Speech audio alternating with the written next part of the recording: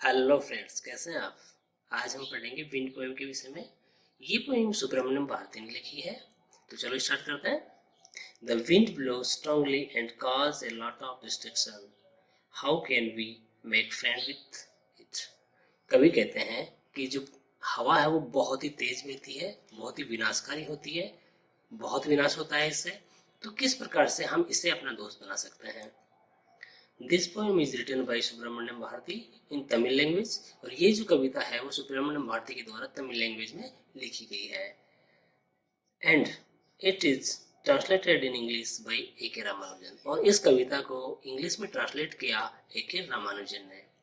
सुब्रमण्यम भारती का जन्म 1882 ईस्वी में हुआ और इनकी मृत्यु 1921 ईस्वी में हुई। Subramaniam Bharati is a great Tamil poet. ये एक महान तमिल कवि थे। Famous for his patriotism in pre independence era. और ये जाने जाते हैं अपनी देशभक्ति के लिए आजादी से पूर्व समय में। A K Ramanujan is a Kannada and English poet. A K Ramanujan एक कन्नड़ और इंग्लिश पोइट है। Well known for his translation of classic and modern poetry. और इनको जाना जाता है क्लासिकल और मॉडर्न पोइट्री के ट्रांसलेशन के लिए। ए के रामानुजन का जन्म 16 मार्च 1929 में मैसूर में हुआ था और इनका निधन 13 जुलाई 1993 को शिकागो में हुआ था। अब हम देखते हैं about the poem. In this poem the poet tell us how to overcome with our problems which we face in our life. कवि कहते हैं कि हम किस प्रकार से हमारे जीवन में आने वाली जो समस्याएं हैं उनका सामना करें या उनसे ऊपर उठ सकें। The poet takes the support of the wind to teach us a lesson. और कवि एक सपोर्ट लेता है, सहारा लेता है विंड का, हमें ये समझाने के लिए कि किस प्रकार से हमें हमारी समस्याओं का समाधान करने के लिए आगे बढ़ना चाहिए। There come many problems in our life. हमारे जीवन में बहुत सी समस्याएं आती हैं। And the person who are strong. और जो लोग स्ट्रांग होते हैं, मजबूत होते हैं, able to face these problems, वो उन समस्याओं का सामना करने में सफल होते हैं। But the person who are not strong enough. लेकिन वे लोग जो ज्यादा मजबूत नहीं हैं वो क्या होते हैं, fail to face these problems, वो उन समस्याओं का सामना करने में असफल हो जाते हैं। So we should try to be strong to face every problem of life। इसलिए हमें क्या करना चाहिए, हमें कोशिश करना चाहिए कि हम स्ट्रांग बने जिससे कि हम उन समस्याओं का सामना आसानी से कर पाए। So we build ourselves strong and brave to overcome troubles of life। इसलिए हमें प्रयास करना चाहिए कि हम मजबूत बने, बहादुर बने, जिससे कि हम जीवन में जो आने वाली समस्याएं हैं उनसे पार जा सकें।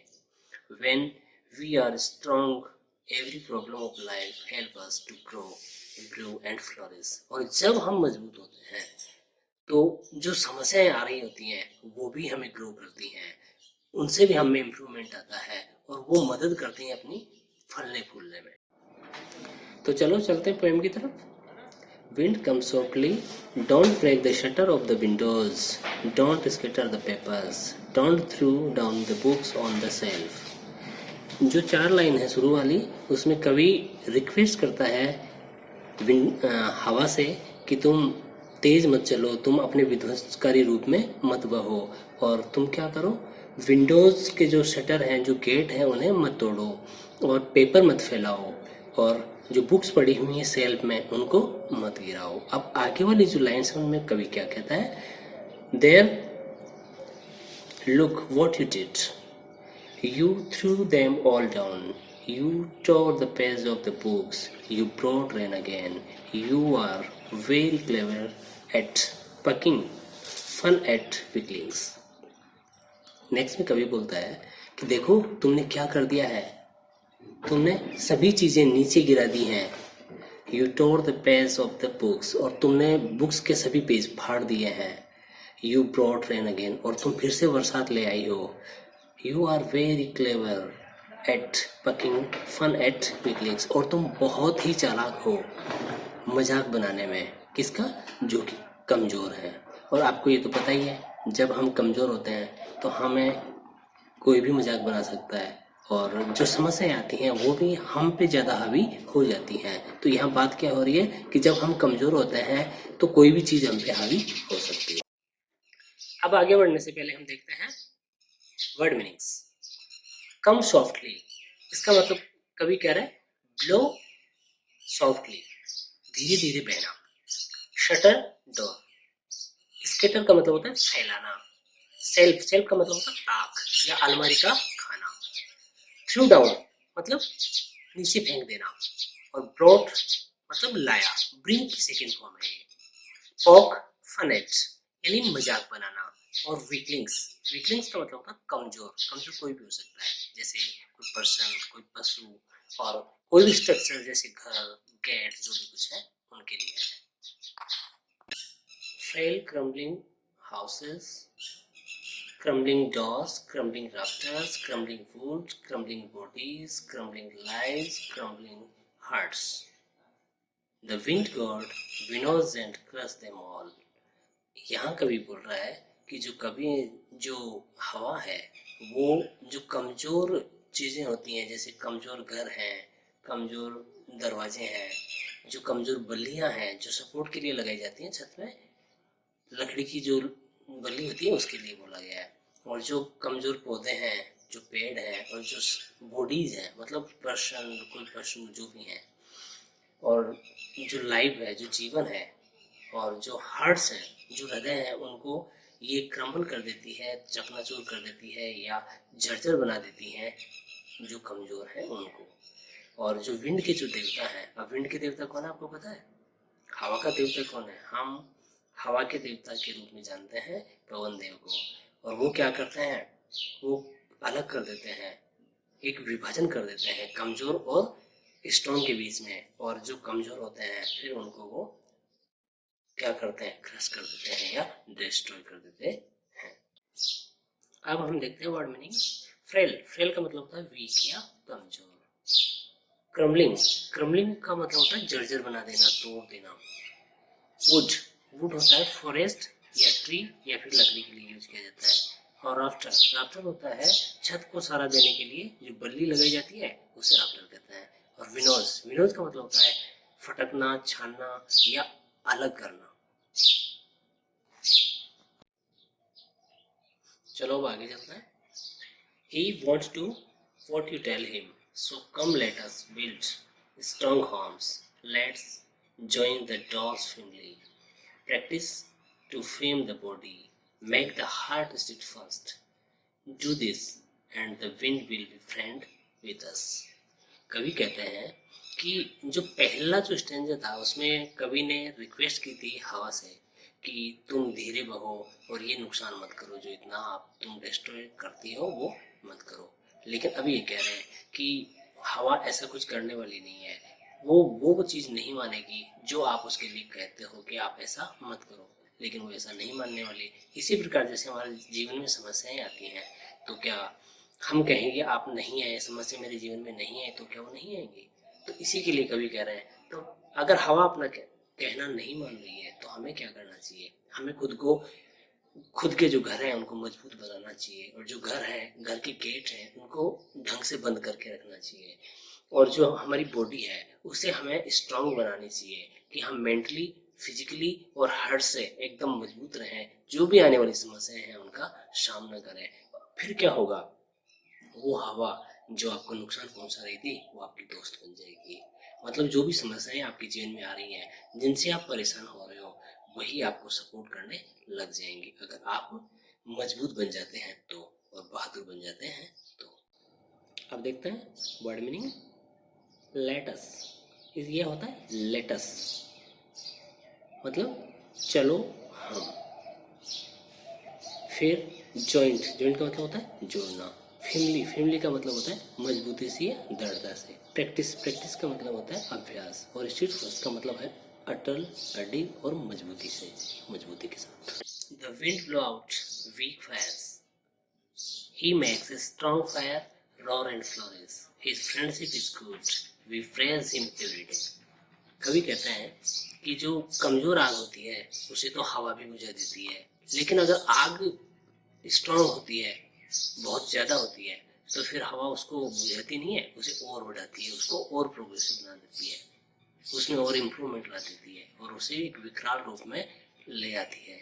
इसी प्रकार से ये अगर हम अपने जीवन में जोड़ के देखें तो समस्याएं जब हम कमजोर होते हैं तो वो हमें नतमस्तक कर देती हैं, हमें नष्ट कर देती हैं, लेकिन अगर हम मजबूत होते हैं तो वही समस्याएं हमारा विकास कर देती हैं, हमारा डेवलपमेंट हो जाता है, हम फैल जाते हैं, हम ग्रोथ करने लग जाते हैं। और कभी कहते हैं कि हम जो ये जो समस्याएं हैं उनका फ्रेंडशिप है वो अच्छी होती है क्योंकि हमें उनसे फायदा होता है, लेकिन कब होता है? जब हम मजबूत होते हैं, जब हम स्ट्रांग होते हैं, जब हम ब्रेव होते हैं, और फिर हम प्रशंसा करते हैं। क्यों? क्योंकि वो भी स्ट्रांग है और हम भी स्ट्रांग है, तो हम क्या करेंगे? जो स्ट्रांग है वो स्ट्रांग की प्रशंसा करेगा। तो ये थी हमारी पोएम। अब देखते हैं इसके word meaning. Blow out, blow out का मतलब होता है बुझा देना। वीक फायर, वीक फायर का मतलब होता है कमजोर आग। फ्लोरिश, फ्लोरिश का मतलब होता है ग्रो वेल या फलना फूलना। मैक्स रोर एंड फ्लोरिश, इसका मतलब होता है बढ़ाना, किसी चीज को बढ़ा देना। और फ्रेज, फ्रेज का मतलब होता है प्रशंसा करना। अब हम देखते हैं पोएम की summary. In this poem, the poet highlights the destructive as well as the constructive aspect of the wind. कवि यहाँ पे हवा का जो विकराल रूप है, जो विनाशकारी रूप है, उसके बारे में बात करता है, और जो इसका निर्माण करने वाला जो रूप है उसके विषय में भी बात करता है।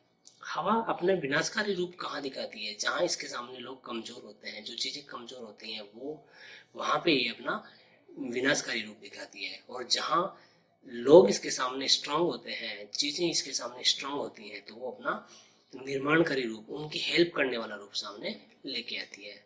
कवि कहते हैं, he says that the wind tease and make fun of weak person and things. आप सब जानते हैं कि कमजोर की सब कोई मजाक बनाता है, तो कवि यही कह रहे हैं कि हवा जो है वो चिढ़ाती है, मजाक बनाती है कमजोर लोगों का।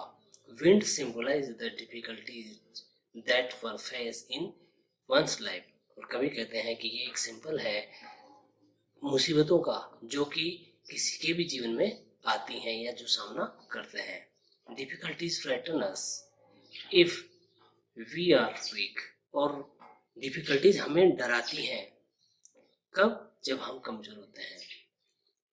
When we are strong and brave, जब हम बहादुर और मजबूत होते हैं, difficulties do not harm us, तो मुसीबतें हमें कोई नुकसान नहीं पहुंचाती। एंड डिसअपियर क्वाइटली, और फटाक से चुपके से डिसअपियर हो जाती हैं, गायब हो जाती हैं।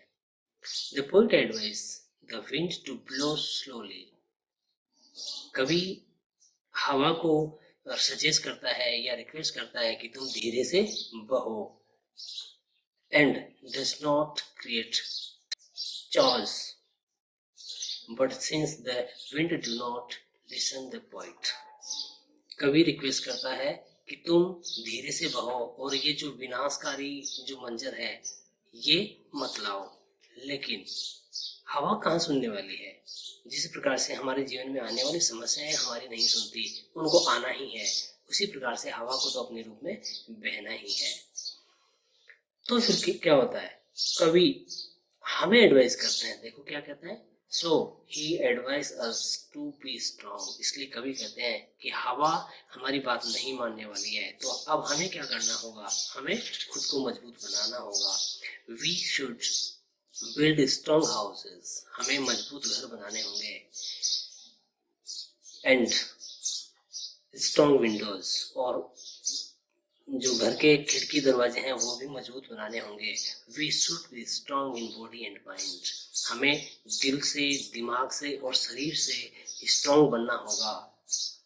इफ वी बिकम स्ट्रांग, और अगर हम स्ट्रांग बन गए, the wind will be our friend, और अगर हम स्ट्रांग बन गए तो हवा भी हमारी दोस्त बन जाएगी, क्योंकि वो भी फिर हमारी मदद करने वाली है, उससे भी हमें फायदा होगा, वो भी हमारा जो पावर है उसे और बढ़ाएगी। जिस प्रकार से जो तेज आग होती है उसको हवा और भी तेज कर देती है, उसी प्रकार से हवा हम जो समस्याएं आ रही होंगी जीवन में वो हमें और ऊपर लेके जाएंगी, हमें और ग्रो।